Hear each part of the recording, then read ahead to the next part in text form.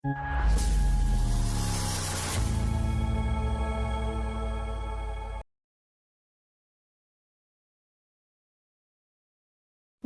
pulang dari markas West Ham dengan skor 2-0. Hasil yang langsung bikin headline seperti masih ada harapan. Tapi mari kita jujur, ini lebih terasa seperti obat sekali minum yang bikin badan adem 2 hari, bukan penyembuhan total. Di lapangan, The Reds memang lebih rapi dari beberapa laga sebelumnya. Mereka tak menampilkan ledakan taktis atau dominasi mutlak, melainkan efektivitas saat momen krusial. Gol Alexander Isak pada menit ke-60 membuka jalan, lalu penegasan lewat gol Cody Gakpo di injury time menutup perdebatan siapa yang pantas pulang dengan muka tegak. Yang jadi masalah, kemenangan ini menutupi lebih banyak persoalan struktural daripada menyelesaikannya. Ketika hasil buruk menumpuk, fans dan media haus akan narasi kebangkitan. Dan klub pun kerap tergoda percaya pada satu laga penyejuk untuk menenangkan kerumunan. Padahal sepak bola modern itu soal akumulasi kualitas, bukan sekedar satu pertandingan yang rapi. Pertahanan sempat terlihat solid di pertandingan ini, tapi bukan berarti solusi jangka panjang sudah ditemukan.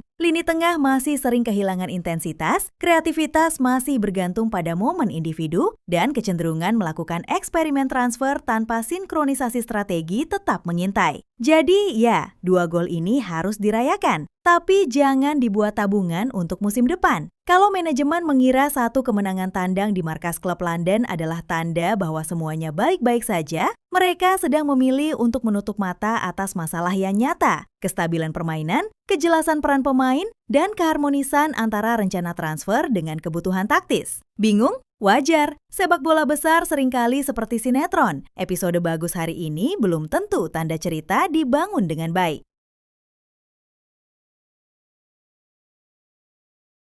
Alexander Isak akhirnya mematahkan paceklik golnya bersama Liverpool. Momen yang jelas melegakan untuk sang penyerang dan juga klub yang mengeluarkan ekspektasi besar saat mendatangkannya. Gol pada menit ke-60 itu bukan cuma angka di papan skor. Ia menandai beban psikologis yang sedikit terangkat dari pundak pemain yang sejak datang kerap dikritik karena kontribusi minim. Namun mari bersikap realistis. Satu gol tidak mengubah perjalanan investasi yang mahal menjadi cerita sukses instan. Isak datang dengan label dan beban harapan. Tiap kali striker mahal mandat, kritik datang seperti ombak. Gol ini memberi dia napas. Dan itu penting, karena mental striker sering menentukan frekuensi gol berikutnya. Tapi ada sisi lain. Slot memilih menggantinya tak lama setelah gol. Keputusan yang bisa dibaca beragam. Apakah ini bentuk manajemen menit bermain demi menjaga kebugaran? Atau sinyal bahwa pelatih masih ragu dengan konsistensi sang striker? Di luar itu, cara gol tercipta juga berbicara banyak. Bukan sebuah aksi individu yang mengguncang pertahanan, melainkan penyelesaian dari kerja tim yang rapi. Berarti, Isak tidak lagi sendirian dalam tanggung jawab. Kolektivitas tim memberi ruang agar striker bisa mengeksekusi. Yang harus ditekankan adalah ekspektasi realistik. Isak butuh lebih dari sekedar momen. Dia butuh ritme, kepercayaan berulang, dan sistem yang membantunya muncul di posisi yang benar. Jika klub berharap gol ini langsung jadi jembatan ke performa konstanta,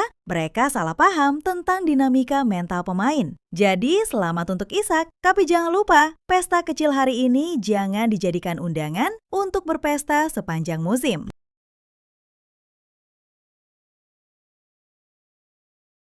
Cody Gakpo yang musim lalu begitu sering jadi sasaran kritik pedas soal ketajaman dan keputusan akhir, kali ini menutup mulut haters dengan kontribusi ganda. Assist untuk Isak dan gol penutup yang memastikan 3 poin.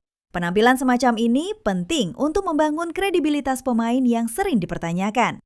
Namun di sini juga harus mengingatkan bahwa satu pertandingan baik tidak serta-merta menghapus pola masalah. Gakpo memperlihatkan 2 hal krusial. Pertama, kemampuan membaca ruang dan memberi umpan berkualitas. Kedua, naluri penyelesaian yang belum lama ini sempat keropos. Tapi kalau kita mau jujur, perubahannya tak datang dari udara tipis. Ia mendapat dukungan dari lini tengah yang kali ini relatif bekerja rapi untuk membuka celah. Itu artinya nilai Gakpo tak bisa ditarik sendiri. Keberhasilan dia adalah hasil sinergi.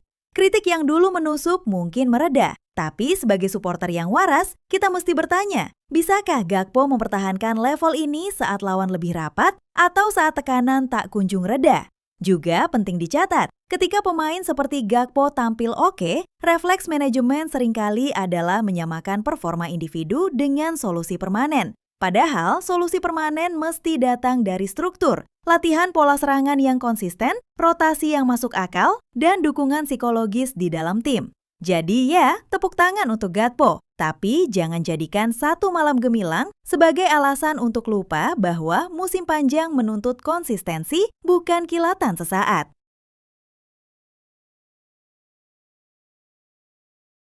Kalau ada satu hal yang selalu jadi topik gosip tiap kali hasil goyah, itu soal kursi pelatih. Arne Slot kini berjalan di tali dengan tekanan yang terasa makin berat di pundaknya. Rumor tentang pencarian kandidat baru, termasuk kabar mengintai mantan pelatih Barcelona, bukan sekedar kabar burung. Itu sinyal bahwa manajemen mulai berpikir opsi ekstrim ketika solusi mudah tak muncul.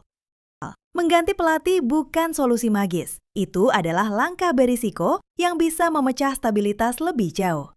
Yang lebih parah adalah pola yang terlihat, keputusan transfer yang tidak sepenuhnya sinkron dengan kebutuhan taktis pelatih, atau komunikasi internal yang setengah-setengah menciptakan situasi di mana pelatih terlihat seperti harus berimprovisasi dengan bahan yang tak sesuai resep. Ketika klub besar mulai membangun narasi ganti pelatih untuk cepat pulih, mereka sering lupa bahwa akar masalah bisa jadi di manajemen squad planning atau bahkan di cara transfer dilakukan. Siapa yang menyetujui kedatangan pemain tertentu, sementara pemain yang cocok dilepas. Jadinya, pelatih yang mesti menelan pil pahit sekaligus memikul tanggung jawab. Untuk Slot, pertandingan seperti melawan West Ham adalah napas, bukan kebangkitan definitif. Jika manajemen benar-benar ingin perubahan, mereka harus berani melakukan evaluasi menyeluruh, bukan sekedar memukul palu karena fans marah.